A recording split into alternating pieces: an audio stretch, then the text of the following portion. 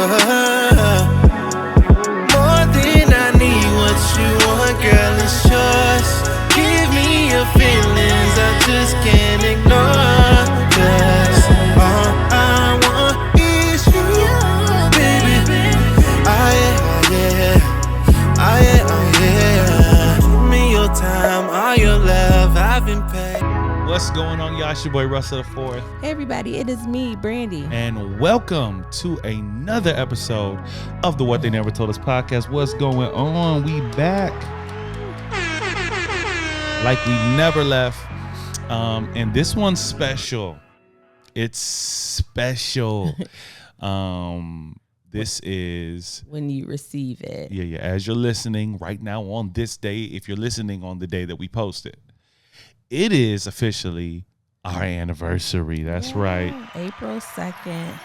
It has been 3 whole years. 3 whole years. Since we have been married. And I don't know. It feels like when I say 3 years, I'm like, oh, that's not a long time to be married. But it feels like we've been married a long time. I can't imagine what it feels like when you've been married 45 years. I slipped up before we came out. I said, man, babe, can you believe it's been 4 years? Just bragging. 4 whole years. 4 years. I'm like, what's been 4 years? Like, what are you talking about? I said, babe, we've been married 4 years. Just jacking up the anniversary. But it has not been 4. But it's been 5 together. This year will be 5 years together. 5 years together. 4 years on the podcast. Yes. Yes, and 3 years married. So which means y'all been with us for too long. From the jump. It's crazy. Like, I was talking about this to somebody, I can't remember who, but I was like, we got engaged on the podcast. And they were like, what? We did. I got engaged here. I'm making new friends this year. Shout out to Ashley and Kamaya. Hey, y'all. And, most of the friends that we have been with us since high school. Like, we are definitely like the definition of no new friends. Like, man, we might pick up one here or there, but like most people who know us have known us 20 something years. So they were asking me like all the new friend questions when we went out, like, oh, so how did y'all meet? And I like the fact that our moment was captured on the podcast and I could just like pull it up like, oh, this is how he proposed to me. So I really appreciate you doing it. In the moment, I was like, why? What are you doing right here? What, you really? I never heard that. I had to be all dignified in my response. No? Oh, that's what you thought you were. That was your dignified response. Okay. Yeah, it was. Oh, okay. You should see me with no cameras over here. All right. Nah, it was a moment. And I don't think at the time I was intentional about, I want to make sure that the podcast is a part of this. Mm-hmm. It just seemed like a cool place to do it in a way that we could share it with people, that was like post-COVID. So the online thing was very much so still in fashion. Yeah. But it was beautiful. Yeah, but when I look back on it, I think it's really a blessing that those of you guys who have been with us, and there's some of y'all who was with us pre-podcast. Yeah, just like remember to start on Facebook. But God just put it on the hearts to just keep sharing. I think we called it Love Out Loud, right? Or did we call it something? I used to say that. I don't know if I got it from somewhere. Are you talking about the being on Facebook, or you just talking about just what we do? We just loving each other out loud. Like before it was a podcast, we were just like, hey, yo, let's go try this new pizza thing. Let's go record it. We just kept recording ourselves and posting it. And I don't think, maybe not you for sure. I already was like in this phase of just like posting myself online, sharing too much information. But that was so against how she moved. She was a very private person.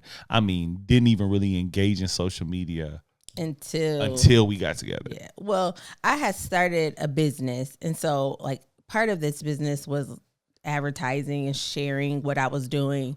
So in 2019, I got on Facebook, but literally it was dessert, scriptures, prayers, and that's it. Like I said, you ain't started engaging on social media, at least letting people in until this. Yeah, for sure. I didn't even, I had Instagram before, but I didn't use it. My most active like social media platform was Snapchat, but even then it was just like that's very much rare. So only people are allowed to see this. Yeah, absolutely. Yeah, but looking back on it, it's just really dope that for for those of you guys who, like, you can literally go back from day one if you so choose to, and you can just see the evolution of what a relationship looks like. There's episodes on here where we're literally fighting, and maybe not fighting, but you can just feel the tension. Like, I remember getting a comment like, Russell, I hope you really understand. Like, I can't even remember what they said, but I mean, go back, it's on YouTube. Like, checked me, and it wasn't even like, oh, you know what? It's in words like you. It was such a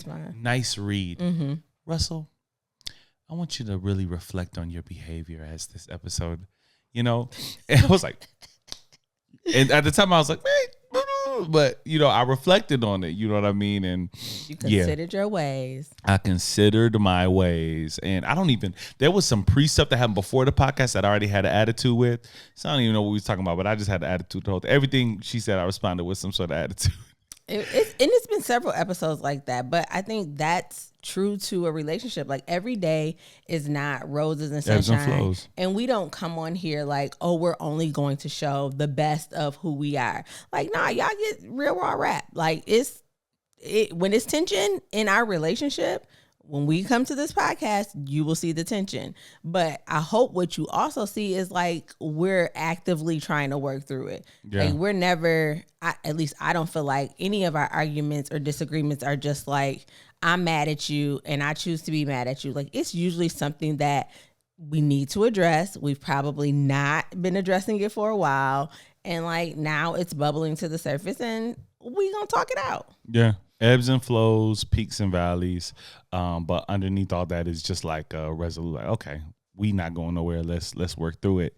But that's the beauty of relationship and the beauty of this podcast. So I'm enjoying, as I look back over these last 2-3 years.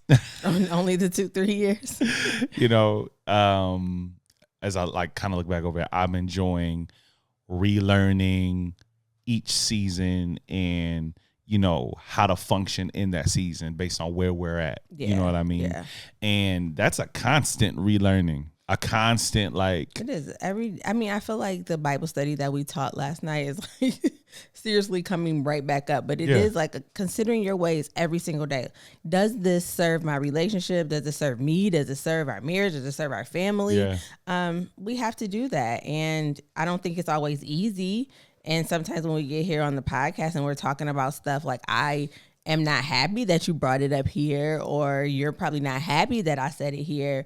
But I remember when we were talking about coming back for season 6, and one of your goals was like just to receive the information and not feel like you have to defend your point or present yourself in a certain way. And I think that honesty and that just like raw, like, here I am, this is all of me, sometimes I don't get it right, is what people connect to. They don't connect to like, oh, Russell's perfect, Brandi's perfect, and they don't make mistakes and their relationship is just the best. Like, I think that's where people get caught up looking at relationship goals, and we did a whole episode on that. But when people are only presenting what you call their highlight reel to you, it can be easy to think that relationships are perfect, but they are not. When you are dealing with another person, like, you have to be malleable, and you have to be able to cater who you are sometimes to what they need. And it's not always it happens my way and I get what I want. And that's a hard adjustment, especially for someone like me who's coming from single parenthood and being able to call the shots and everything. Like, now to be like, oh, I have to consider him. Yeah, for sure. And like, just responding to who they are in the moment. Because of course, like, big picture, and I change with the wind. But I'm just gonna let y'all know. Like, there's a version of somebody who's like their most consistent, like who they are most of the time. At the core. This is who they are. But based on circumstance, based on atmosphere, based on what's going on at the moment, they might access a different part of themselves. One that might be a little more attitudinal, one that might be a little bit more like snippy, snappy, fussy. That could be me. You know what I'm saying? No, I do. I could be the same way. And dudes, like, I think we get a bad rap, or not a bad rap. We have this assumption that women sometimes can be the emotional, moody ones. Oh yeah, nah, y'all be in moods too. Nah, for sure, for sure. Ours look different, but for sure be in a mood. Yeah. You know what I'm saying? So it's like, okay, how am I stepping into the situation, and I like the word you use, being malleable enough to where I navigate who you are in this moment in a way, you know what I mean? Because I'm learning in I'm gonna put you on blast. Like, oh Lord, I'm learning. See, this is the type of stuff I be talking about. Hey, we here now. Did we talk about this beforehand? I noticed. Might be cutting some of this out. I noticed. Look, you let me know if you see this, but I noticed that you get really perturbed when I'm not in a good space. I do. And I was actually going to interrupt you about a few seconds ago when you were talking about that to just say, like, I honestly believe that you set the tone for the atmosphere in this house. We talk about you being the leader, you being the priest of the household. So like when you, who really 90% of the time are jovial, are jokey, are fun, when you're in a mood, like everybody notices that because I be in a mood. Like they used to that. Well, everybody's used to that with me. Like, okay, mommy's in a mood, but like you're the balance to that. So if you're in a mood and I have to be the fun, I think, we in trouble. I think you put it off on the kids, but I think, you know, we're at a season of parenthood where most of our kids are doing their own thing. We got one over here on their device, another one here on his video game, another one downstairs game. I think more so than the kids, I think you, like more so you. No, I wasn't saying that it's the kids that notice. I'm saying we all notice. I don't think they do as much. I don't think they be in my face much. Like I remember, and this is when I noticed it. This is when I noticed it. We were on our way to Memphis last year. Might have been our anniversary last year. And I got so flustered. You know, at the time, I've been delivered since then. But at the time, I was really an avid Google Maps user. I was an avid Google Maps user, right? Now, once again, I've been delivered. Apple Maps all the way. You know what I'm saying? Team iPhone. It was the worst. Team iPhone now. You had an iPhone, but still using Google Maps. It just made no sense. I don't know why. It just, for whatever reason. Because that's what you always use. It floated my book. I don't know. No, I used to do Apple Maps, and then one time I switched. I was like, oh, I like this. Anyways, but for whatever reason, I was putting the address to our Airbnb into the Google Maps, and it would not give me directions. Yeah, like it would give me the hop on 94 East, and like wait, no, what? No, I want you to literally give me the play-by-play as I'm driving, you know, the usual, and it wouldn't do it. And I got so flustered, I kept trying. We're at the gas station. We had just gassed up, and you were like, babe, just put an Apple Map. I'm getting so frustrated. Not with you. The little stuff. Yeah. Not with you. I'm just flustered at Google Maps. Like, why you not doing your thing? I got a long drive. I want to use my program. Okay. And I remember you telling me, listen, we got a long trip.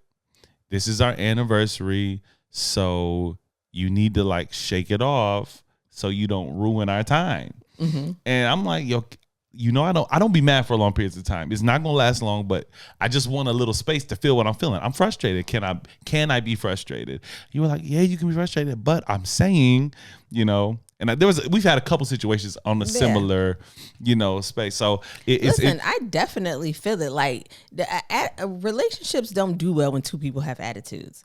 Like especially like. But I'm trying to figure out how you get an attitude from me having one. It's my natural demeanor. It's not. How you mad because I'm mad? That's what I'm like. You don't get to be that person. You have your role. No. So let me ask you this. Let me say one thing to that, because I do feel like. And maybe you feel this from my side when I am. So I feel like for me, my attitude is I still communicate. I still like, but I may not be as affectionate. I may not be as jokey as maybe I am when I'm just cool, right? Yours is vicious. I don't even like the way you sales pitching this attitude. No, when I have an attitude, it's different than when I'm just chill. Like I told you, I'm just like a stoic person most of the time. Like I don't have an attitude, but I'm not running around and jumping off tables and want to shadow box and stuff like that. I'm chilling, right? Like I'm good. And versus when I have an attitude, it's bad. Like it's like, just don't talk to me. Just leave me alone. I just want to be. I feel like maybe because I don't see that from you a lot. When you have an attitude and I'm trying to like pull you out of it, it's very much like leave me the F alone. And I might be that. Like I could totally be that. Like, but it's like everything that I say to you when you are in a mood is just like wrong. And so it's hard to communicate. Well, this is where I was leading into. This is one thing I'm looking forward to in this season is like learning how to navigate those different spaces. Like for me, I won't be in that space long. It's rare.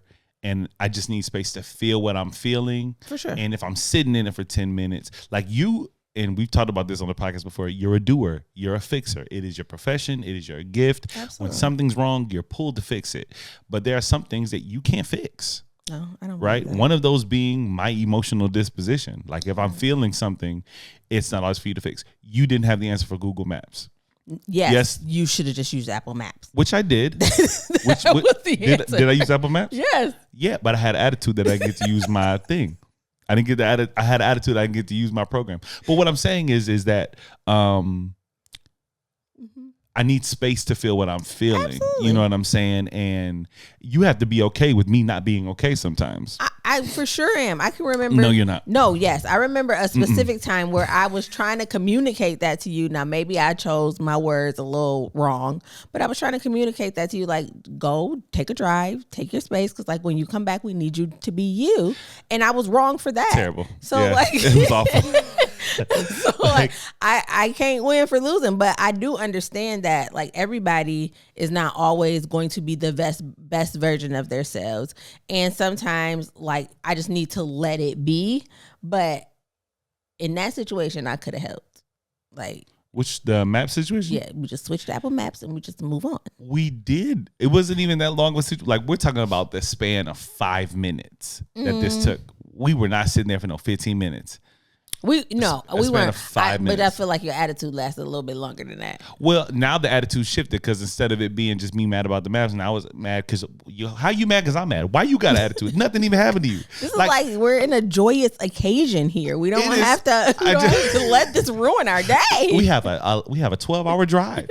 Can I get 5 minutes to just feel what I'm? We do the same thing with the kids, right? Do what with the kids? Like when they're in like.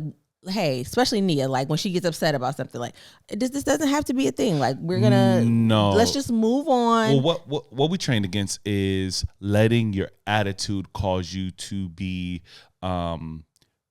disruptive, to be disrespectful, or tantrum. Yeah, like it was definitely disruptive to my mood. You have to stop this. I am literally communicating to you what I need in a relationship, and instead of receiving, I hear you. No, you don't. I do hear you. You hear the words I'm saying. You are not receiving. You need space. While you need space to feel. While also communicating to me why I need to just. No, I'm talking about the past situation. I'm not talking about future. I'm talking about that specific situation. Yeah. My feelings should not be a disruptor to you, especially when they're so low maintenance. They don't last long. They're very infrequent. So if I do have a moment where I'm just not feeling it, or if I got attitude, like, all right, I'll give you a little second. Let me go over here and play Candy Crush or whatever. Candy Crush? I just said the first app that came to my mind. But you know what I'm saying? Like, because for you, who is just seems to be a little more, here's your word, stoic, right? I just be chilling. Right. I have to. It's a consistent pattern I have to navigate. You know what I mean? So, so are you saying you don't have space? You feel like you don't have space right now to be upset? For sure. Okay. For sure. Well, without it being turning into like I could have an issue about something that has nothing to do with us, but because I have an issue while with you, if I don't allow you to fix it, or if I don't think your answer is fixing it, and I'm still upset, now you got an attitude with me. It's like, well, fine, just do what you're gonna do. Yeah, I think we talked about this in the car the other day when I think this situation was similar. I do have an issue when your upsetness becomes rudeness to me, and maybe that's something that I can work on, rude, just though. Receiving it. Well, you can't tell me what's rude to me. That's not fair. I can't tell you the way you feel. I'm not saying what you should feel, but what I am expressing to you is that if I'm upset and if I'm angry, me not agreeing with your fix it, if I'm not expressing it in a rude way, like the map situation, there was no disrespect there. Or at that time when you were like, hey, you need to do what you got to do so you can be right for me and the kids, right?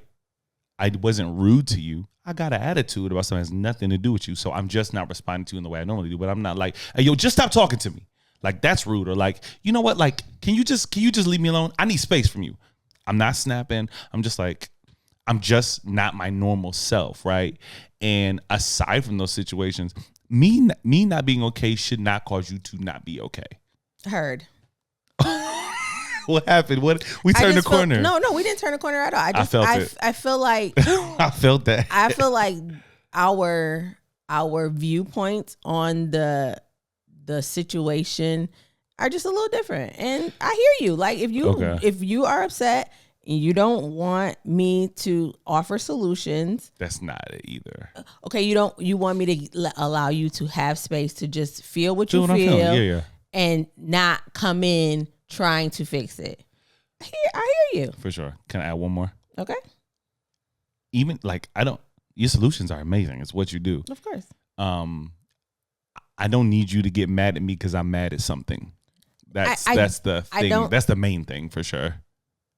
And I feel like we turned the corner there. I don't feel like I do that. But if that's what you feel, then I cannot argue with that. Okay. So what I'm saying is I hear you. Like, got it. Like I don't know. Like for me. So you don't feel like you get upset when I'm upset? No, I get upset when your upsetness, that's a word, when your upsetness, it feels like it's directed towards me. Like something else has made you mad. And now because you're mad, I don't have space to talk to you. That's when I get upset. But if you're telling me that like when you're upset, you just don't need that, then I get it. Like I won't come in and try to fix it. I'll just let you feel what you feel. Okay. But I also feel like when you're upset, you can't come to me and spew and then expect me not to say anything. Okay. Because you know that I'm a fixer. So it's not fair to dump on me essentially and then be like, don't say nothing. Well, we talked about this on a podcast before. Like, you know, there's a space where you're venting for the sake of just getting it off your chest versus venting because you're looking for someone to, you know, come in and help. Like, hey, I need help with the problem. Yes, absolutely. Like, there's a difference between that and just say, yo, this is what I went through today. Or, yo, man, can you, like, man, why ain't this, like, I can't stand this thing or whatever. Mm-hmm. You know what I'm saying? Like, yeah, I think that's a simple fix. But at the end of the day, like, these are the situations that as a couple, it's the small things that you got to learn to navigate that chip away at your happiness. That over time, when this is an issue, because I mean, no one's going to be their 100% self all the time. Of course. Right. And if you don't navigate this right, eventually that's going to grow contentment in your heart. It's going to grow tension. Right now, it's going to go to the point where like, yo, I'd rather talk to such and such about my problems because I can't bring that to you. Because I've grown so upset at the response. And then we start, man, that's why I only talk to her, man. You know what I'm saying? It's crazy. I got to go talk to so-and-so because I can't even bring that to my wife. You know what I'm saying? And that's when those things kind of like grow. I have so many feelings. And I feel like it's not even related towards this, but we had a similar conversation about like what happens when you're not receiving what you need to receive from your partner and what's the appropriate response to that. And no situation in my mind does me not getting what I need from you mean that I need to get it from somebody else. And this is like the second or third time that I've heard you say that. And that type of stuff for me is like red flag. I'm giving an example of how people think and how it's a mistake. I don't want you to think I'm saying it. Like, that's my viewpoint. Are we clear on that? Kinda. I am communicating the window, how people think. I can see out the window, but it needs some Windex. I don't think we're like crystal clear, but I think you confuse me bringing light to how people think with advocating for how they think. Like, I'm not justifying it. I'm not saying it's right. I'm saying that this is how people think. I'm not saying it's right. I'm saying, like, for me, like, this is the prime example, right? in most Black communities, the crime rate is higher than in suburban communities. Okay. That's a fact in most American cities, right? Because most Black communities are lower income. The reason why they're lower income is by a bunch of stuff that happened years ago. It is a result of it. So to me, it's the equivalent of people complaining about, man, those communities, they're just terrible. Those people, blah, blah, blah, blah, without looking at how did we get here? Yes, crime is wrong. Yes, them robbing, stealing, looting is wrong. But to me, if we just address the problem without first looking at, okay, how did we get here? Like, two things can be true. What they're doing is wrong, right? Brother killing brother, like Black man killing Black man is wrong. But if we're just looking at that and completely ignoring what led here, then that's also a part of the problem. Like, two things can be true at the same time. And one person advocating for one thing or bringing attention to one thing doesn't support this. It's just looking at the whole picture. And that's what I think where we get caught up. Because I'll be like, yo, cheating is wrong. Cheating is wrong. But if we just look at cheating as wrong and we just ignore how this brother who pledged his life in front of family and friends and was all, man, I want to be with you, blah, blah, blah. If there was a change from that year all the way to year 7, then we have to look at the whole picture instead of just being like, oh, you cheated, blah, blah. We're just going to plant our flag there and how dare you? Okay, cool. Nothing's going to get fixed. Just reprimand me for cheating, but let's look at the whole picture, because if that's wrong, then so was you not having sex with me for 5 years. What do you think is gonna happen? It's a symptom. We're talking about symptoms and problems, right? Most people address the symptoms. I don't go to the doctor until I don't feel good and I want something that makes me feel better, but I'm not going to change the thing that caused the symptom. Right. Whatever that is. I feel like when we're having those conversations and that comes up, we both know the core of the problem, right? We know where the issue is stemming from, but sometimes the symptom is highlighted because that is what's out front.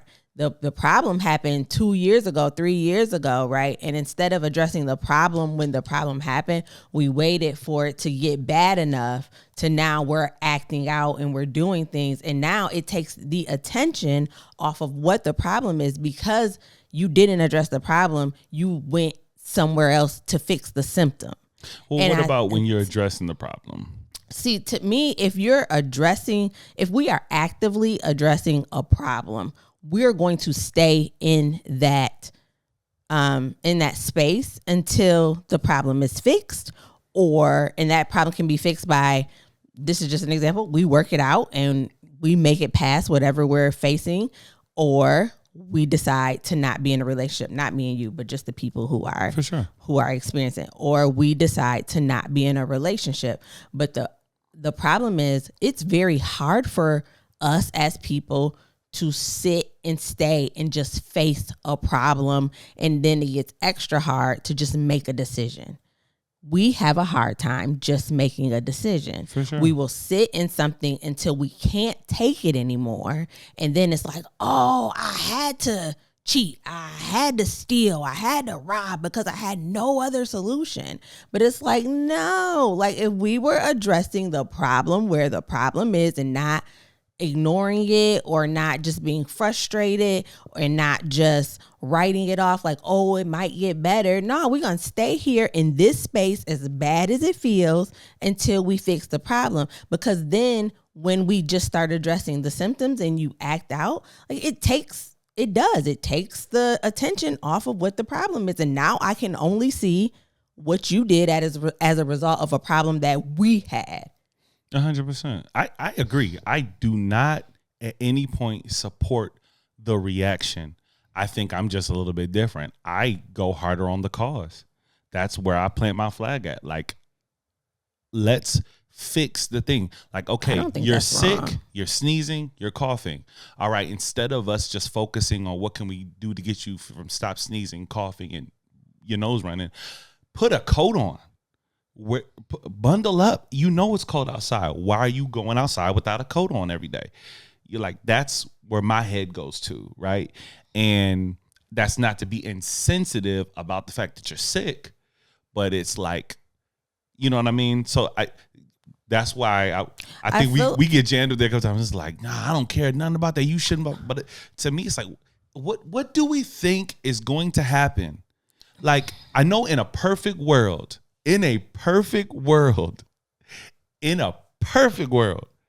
people do everything decently and in order. There is no flaw. And if it doesn't work, hey, we'll go our separate ways and then I'll do my thing. In a perfect world, we're not in that. And most of the time when people fall in these indiscretions, it's not a premeditated thing. Not all the time. Sometimes, very much so it is, right? But it didn't start like that. It started with small compromises every day. I mean, I ain't doing that. It's just this. And then another small compromise. And then before you know it, you're in too deep.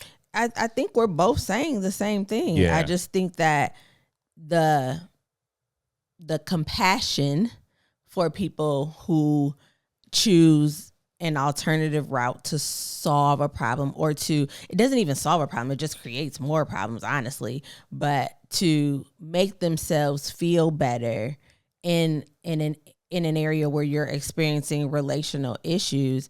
I think the compassion that you have for people who are in that space, I don't have. And I think that is simply because we're just two different people. But at times for us, we get pulled into a lot of relational issues. If for whatever reason, maybe it's the podcast, maybe it's the call on our lives, but the people that we are connected and close to feel comfortable coming to us and talking to us about their relationship issues. And if you are one of those people, like, we want you to know that those conversations don't end just with what the conversation that we have with you. Like, we talk to each other about those things, about the advice that we're giving. And so this is where some of those situations come up. And I think that because we have experienced hurt, really the same area of hurt in our previous marriages, and I'm gonna say it, we reacted differently in those. You have compassion for people who reacted in the way that you reacted, and I have compassion for people who reacted in the way that I reacted. And I don't think that that's a bad thing. I think that it gives... You telling all my business. No, I feel like you told your business on this podcast before. I didn't. You definitely have. I have not. I've seen the episode. I will play it for you. Oh, please do. And if you can't find it, then we're going to have to do a lot of editing. No, we talked about her buying you a coat and all that. We talked about that on the podcast. We've had that conversation. So I feel like it just is what it is. It's just two different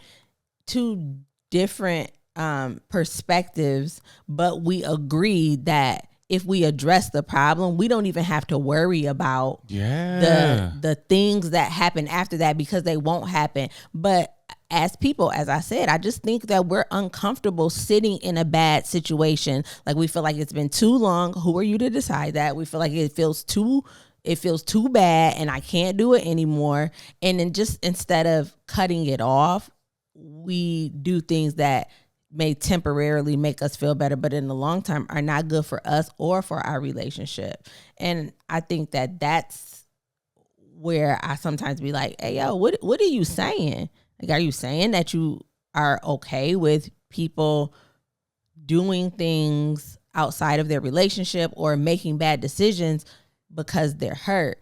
And I get what you're saying. I do. But sometimes it just feels like, hey, yo, I feel like they was justified in that. And it made me give you a little side eye. Yeah, I never said that. I never said that. Yeah, once again, the compassion and the understanding doesn't mean I support it. Mm-hmm. Wrong is wrong. I just feel like, for me, I get so irritated when there's scenarios where someone is screaming, yo, it's a pothole right here. Yo, we need to fix this pothole. Yo, this pothole. Every day they screaming, it's a pothole here. man, I hit my tire, this pothole. Then when it's a flat tire, we're like, yo, man, I can't believe this. We got to make a hard decision. Like, I've been screaming, it's a pothole here. Yeah, like to me, we stand back idle in our relationships. We get so comfortable with somebody's presence in our lives that we take it for granted. Absolutely. And when they're expressing to you need, when they're expressing to you, I feel violated in this way, I feel disrespected in this way, I feel uncomfortable with this, I feel yes, and it's ignored, then we want to villainize the sickness. We want to villainize where it goes. And I just feel like, yes, it's wrong, but I feel like you should not. I get irritated more so when it's like fully focusing on how it ended versus the one night the person messed up versus the 5 years they were neglected. To me, is crazy. So what is crazy. So what are you suggesting, or what's the solution? The solution. For I have a issue in my relationship. Mm-hmm. It's not being addressed. I brought it to my partner multiple times. And I don't see a resolution. What's the solution? Make the decision then. Make the decision then. We agree on the solution. Our heart just goes to a different place when we get to when it goes bad. But we agree on it. If you're with somebody and we're talking about years that an issue has been neglected and it's gotten to the point where you don't want to be in the room with them. They come in the room, your whole posture changes. You get tense. You want to leave the room. You're doing things to avoid engaging. You're on your phone. You purposely engage with the kids to avoid interacting with your spouse. Now is the time where you pull out the big guns if you want to stay, or you communicate that you're leaving. Before you do something that is bigger than just a divorce. Now it's indiscretion. Now it's not just, hey, this isn't working. Now it's, you violated me. Now when we split, it's not just, hey, we tried. Now it's, I want everything. Now when we make decisions about the kids, it's not about the kids. Now it's about, you hurt me. Mm-hmm. And everything we do and everything we decide comes through the funnel of hurt. And that's where we get messed up at. It's like, if you know you're at the point, if you know you're thinking things, you're doing things, and most of us feel like if we don't get caught, we're not wrong. As long as don't nobody see, then I didn't do nothing wrong. No, you're wrong the moment you start, the moment you yourself. Go ahead. The moment you yourself know you are operating outside the bounds of what is acceptable. Because if you got to delete the message, it never should have been sent. Mm-hmm. If you have to hide it, and if you can't communicate it, it never should have happened. And the moment those things happen, you should have already discussed, hey, this is the problem. If we don't have solutions, I'm telling you, I can't do this anymore. So I'm going to play the advocate for one of our listeners who's out there and who is experiencing this and saying, so Russell's telling me that I need to get a divorce. This is a marriage. Yes. Yep. I'm saying if you feel like you ain't got no choice but to cheat, then yes, you need a divorce. I'm telling you, because either way you're breaking covenant. Most people think the covenant's broke just because you got paper signed. No, you broke the covenant the moment you lay with that other woman. Now, listen to me. If you want it, now this is the difference. If you want your marriage, I'm not saying infidelity, if it happens, you have to get divorced. I'm saying if you want your marriage, it takes two people to fix it. If one person is busting their backs and doing everything they can to save their marriage and the other person is checked out, they don't want you, it's not going to work. You need two people to fix a marriage. And if you know you don't want this person, stop playing with them. That's what I'm saying. And I know that's a big pivot from where y'all have never heard me say on this podcast anything supporting divorce. But I am saying that if you're going to break the covenant, do it in a way that is least disrespectful to that person. Do it in a way that doesn't, because when you do that, it ain't just you. Now you disrespected her mama that you've been seeing every holiday. Now you disrespected your sister-in-law. Now it's your children that you're going to have to answer and give an account to one day when they look you in the face and say, hey man, you hurt mom. It's bigger than just you and her now. Now it's the whole family is affected by your betrayal. I'm saying if you already know that you don't want this, break the covenant in a way that lets you leave and solve it in the most amicable way possible. But if you want your marriage, if there's just a small piece of you that's just like, I don't know, then fight for it. Make the decision to fight for your marriage. If you got indiscretion, put it on the table. Lay it out there. This is what happened. I'm so sorry. I want my marriage. I'll do anything to fix it. That's where I land at. I have a hard time. I do agree with you. I do agree that when you have already made the decision that that's not where you want to be, the longer you prolong it, whether that's a marriage, whether that's just a long-term relationship, the longer that you prolong it, the more hurt that you'll cause. And is there a chance that one day you'll wake up and you'll be like, man, I realize that I do want my marriage. I do want my relationship. Sure, that is possible. With God, anything is possible. But I feel like also if God is leading you, then you're not making some of the decisions that would lead to that not being possible. So if you truly are in a situation where you're just like, this is not working for me, I have tried everything that I thought that I could try, and we're just not going to make it any further. I 100% agree that is time to walk away. But I don't agree that just not getting what you need is a reason, and I'm not saying that you're saying this, is a reason to leave a relationship. I really think that relationships go through seasons. People are battling a lot of stuff. And this is why we truly advocate for like doing all the work that you can before you get in a relationship. If you know you got issues lying, don't get married to somebody, especially not to somebody who is expecting you to be honest with them. If you know you have issues with intimacy, don't get married to someone who has an expectation that they're going to get it every night.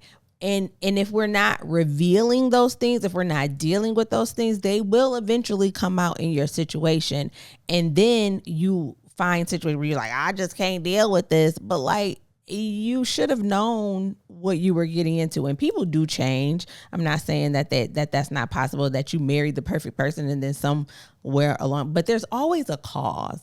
And I think a lot of times, I'm going to say it again, we're just dealing with symptoms and we're not dealing with the root cause of an issue. We're not asking why. We just are presented with a situation, and however we receive it is what it's landed as.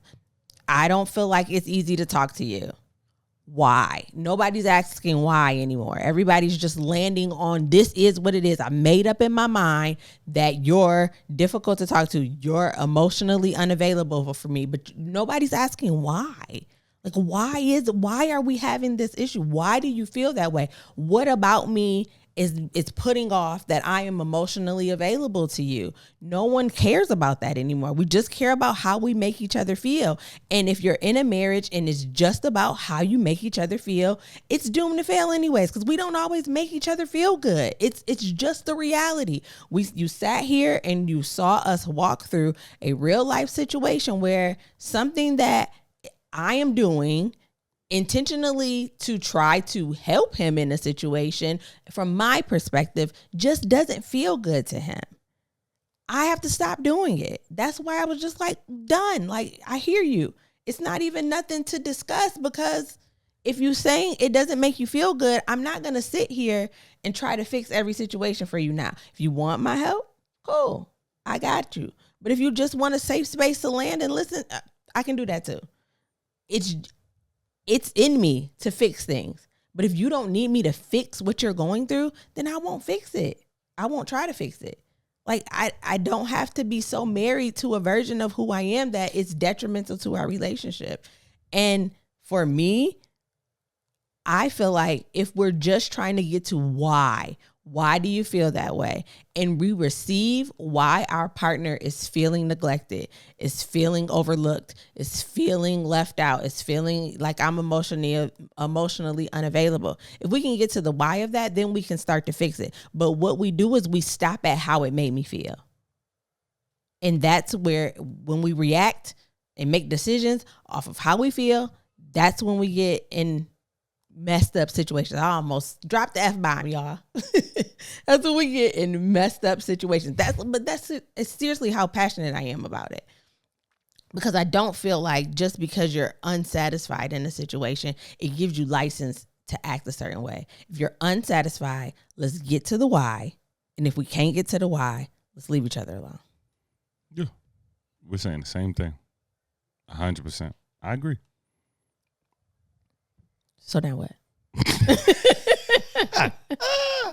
Yo, this is the second time that we have a whole lesson plan. We got a whole subject and we don't get to it. We didn't, but we went where we were supposed to go, I guess. I want to clarify something because you said a lot of good stuff and it showed me the error, and I got caught up in the emotions of it. And this is real to me because, you know, this is pushing on buttons that from trauma we have and things we walk through as people who have been through failed marriages. And I'm really married to the pain still of what I went through. And because of that, it's easy to get pulled into the emotions. But I said a whole lot based on, like you said, feelings and emotions. And I left no space for God's will. And that is such a failure on my part. And I want to walk back something. And I want to make sure I clarify something. Feelings don't override God's will, right? There's a lot of areas in life that we're just going to have to suffer. There's a lot of areas in life that we just will go through things. And all of those situations, as long as they are within the will of God.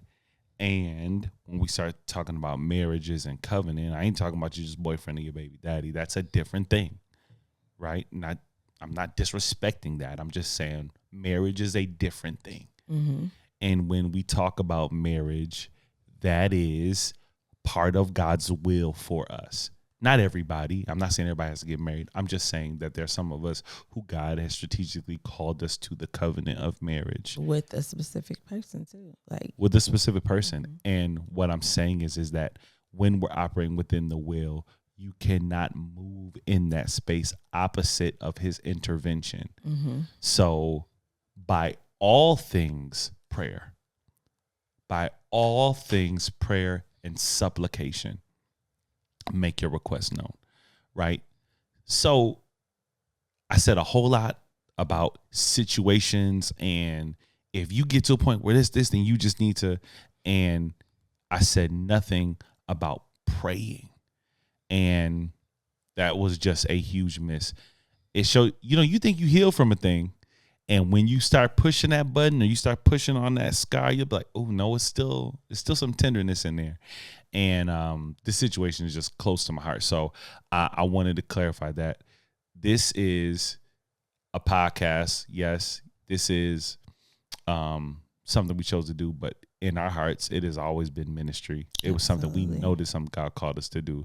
So we got to handle the platform properly. Okay. So allow me to walk that back. I stand on the heart of what I said. My heart still has compassion for people who are just in, like, I want people genuinely to be happy in marriage. I want people to enjoy that covenant. And my heart goes out to people who step into something fully committed to enjoy it. And then they enter hurdles where they're like, yo, this is a problem. And they feel ignored and neglected. That is still a part where my heart goes out to people in those situations.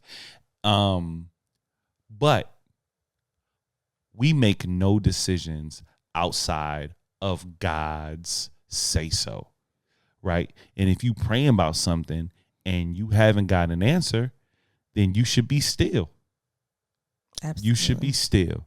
And an answer we talk about all the time is not just a big voice coming out the clouds and saying, Kia, you can now get divorced. Like, it don't be like that. God operates in things like peace. And when you don't have peace with the decision, that's a big indication that God has not put his hand on that decision. Absolutely. And I'm sorry. Were you going to say more? No. I think it's like sometimes you can read the Bible and you can feel like, oh, that's a good analogy. But I believe everything in there is intentional. And I believe that the way that Christ relates marriage in the church, like the way that he pairs those two together, there's a reason for that. And Christ didn't live a bubbly life for the church. Like he sacrificed and then he died for it. He suffered for it. He was beaten. He was bruised, like for his love for us. And sometimes marriages are also a reflection of what Christ went through. Sometimes we suffer in marriage, and I don't think people realize that. We feel like we get married, we're not living in sin. We did it. We did what God wanted us to do. We did it God's way. And that because of that, everything after that is roses. But like your walk as a Christian is not even like that. No. For me, the minute I gave my life to God, all hell broke loose. Like I was like, when I was in sin, I was good. Like, yeah, I got a divorce, but like I was still good. Like I was going on vacations. I was living life. The moment you stepped on one side of that line and made it clear whose side you was on. Pay my bills. I had credit card debt. I was like, hold on, wait a minute. I got to cut off my HelloFresh subscription.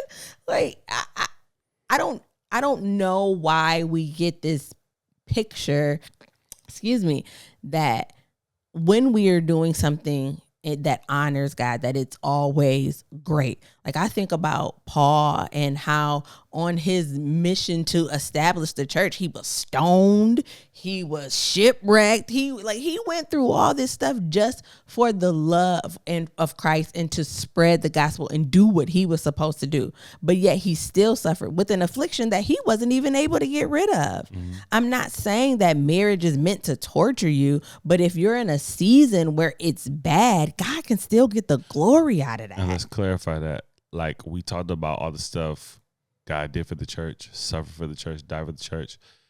This is opportune. We walking up on Easter. He also resurrected for the church, right? And that speaks to the hope we have through Jesus, that he has the ability to resurrect. He's got resurrection power. He has the power to resurrect. And we're speaking to somebody right now who is on the brink of walking through active heartbreak. Going home does not feel good. Sitting in the living room is not a peaceful situation. Your home doesn't feel like peace. But we're speaking to you right now on the other side of that, letting you know that we serve the God of the resurrection, and he has the ability, like the Bible says, yes, we'll suffer. Yes, but this hope we have is that he has the ability to turn it for our good. And it is with all fervor, all strength, with our whole chest, we're telling you that we have never seen the righteous forsaken. Ever. He does not have the ability to fail. It always will work out for your good. And you will never go wrong by betting on God. You just have to honor him in everything, in your decision making, in your thought process, in your attitude, in your relations with people. Like, just honor God. And I have, like Russell said, we ain't never seen him fail. We've never seen, and it's not to say that he can't redeem you if you've fallen down. It's not to say that if you do end up making the decision to get divorced, that there's not still glory after that. But if there is even a glimmer, if there's even a mustard seed of faith in what God can do, Like, put that on your marriage. Bet on God showing up in your marriage, in your relationship. I can guarantee you that whatever it is, if it's his will, it will work out for your good and for his glory.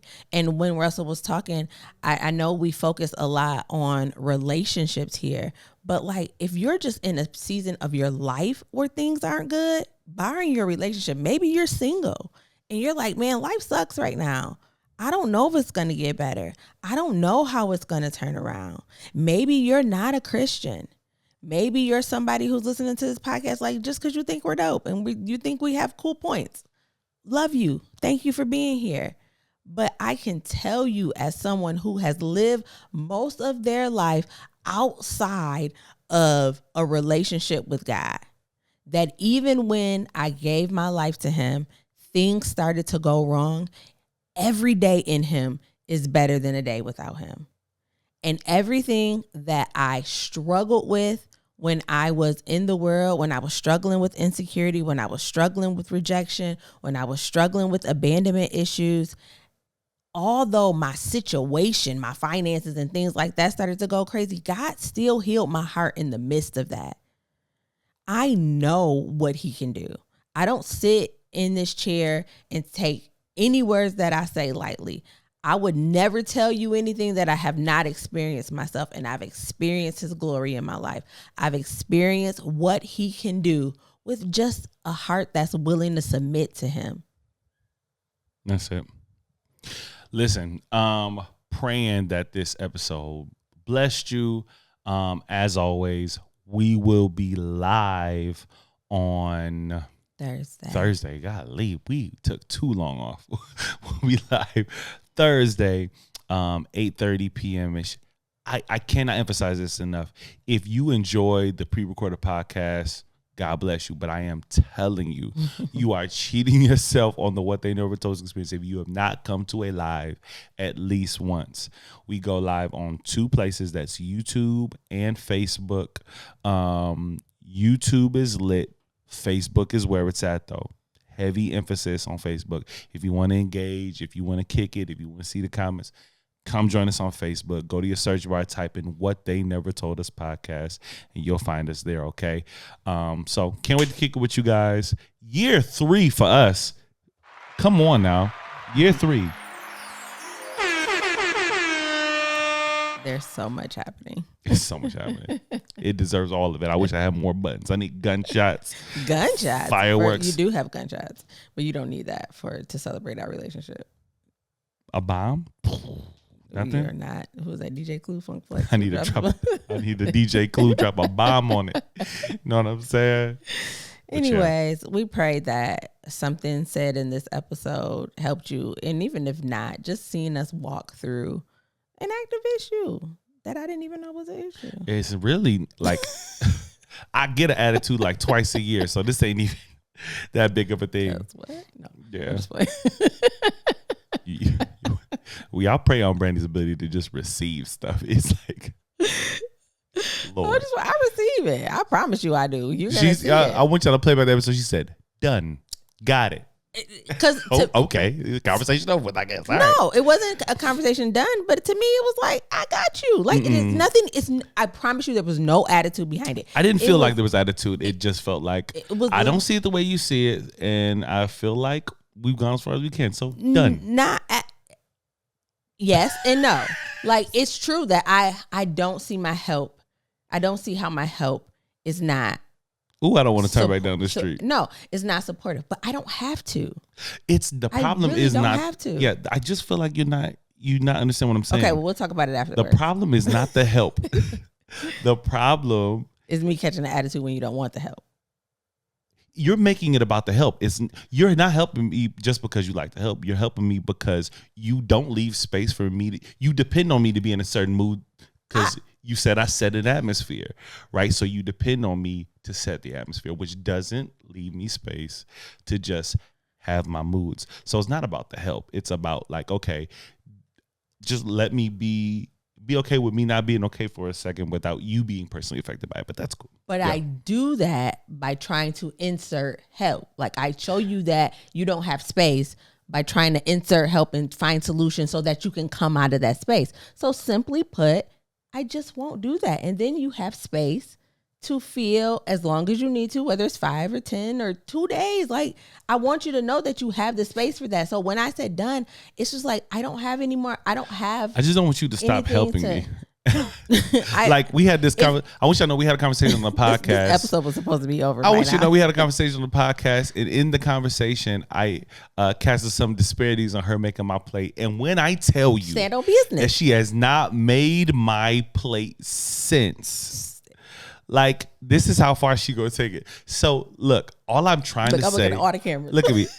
All I'm saying is I just want you to leave some space for me when I'm not in a good mood. And now it's turned into, I just won't help you. No, I'm talking about when you're in a mood. It's literally like, even though I'm saying I just don't want you to get mad that I'm going to give you what you need, it's still not okay. So that's why I just said done. I just like, it'll never be what you want it to be. I just don't want you to get attitude when I get attitude. Done. There we go. See, that's the solution I want, not the I just won't help you no more.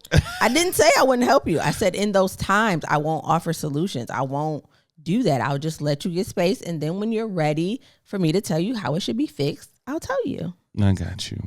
All right. Amen. Listen, we're going to go back to this conversation that I'm sure y'all are just dying to hear us walk around 18 more times on the live. No, I'm joking. But join us on the live. Love y'all. And as always, we love. And y'all should love too. Peace.